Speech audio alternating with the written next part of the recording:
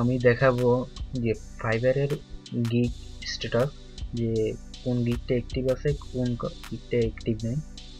এখন আমরা ফাইবারের প্রোফাইলে আছি, এটা আমার ব্যক্তিগত ফাইবার প্রোফাইল। এখন আমরা গিগটা চালু আছে কিনা, অ্যাক্টিভ আছে কিনা এটা আমরা দেখব।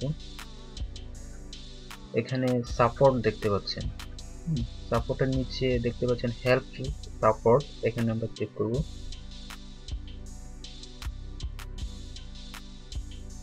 এখানে ক্লিক করলাম, ক্লিক করার পরে দেখতেছেন buyer seller Fiverr business client বা সেলারে থাকবো। এখান থেকে ভিউইং গিগ স্ট্যাটাস দেখে চলে যাব।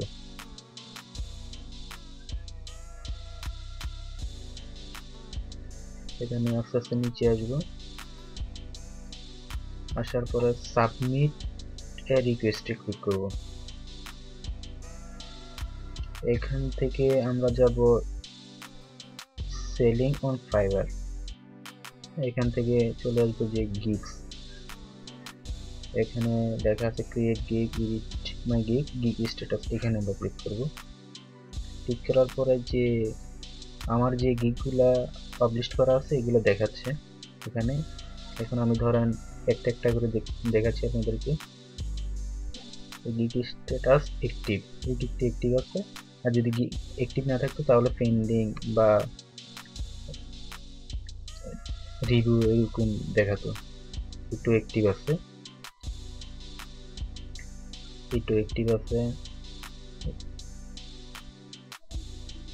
একটু অ্যাক্টিভ আছে।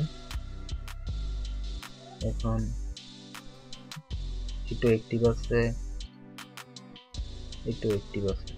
হ্যাঁ, আগে যে সিস্টেমে ছিল আগে থেকে এখন তারা ফাইবার সাইটটা আপডেট করেছে, এই কারণে এভাবে হয়েছে, আগে থেকে হিসেবে সহজ হয়ে গেছে। যারা এখন পর্যন্ত আমার চ্যানেলটি সাবস্ক্রাইব করেননি, এখনই সাবস্ক্রাইব করে পাশে থাকা বেল আইকনটি ক্লিক করে দেন। আর আমি বিভিন্ন ভিডিও পোস্ট করতেছি, যে ওয়ার্ডপ্রেসের একটি টিউটোরিয়াল দিয়েছি, যে আপনার প্লেলিস্ট করা আছে, আমি আস্তে আস্তে ভিডিও দিয়ে দেবো ওয়ার্ডপ্রেসের টোটাল, এরপর ডিজাইনিং এর ভিডিও দিব। আমার পাশে থাকবেন, ধন্যবাদ।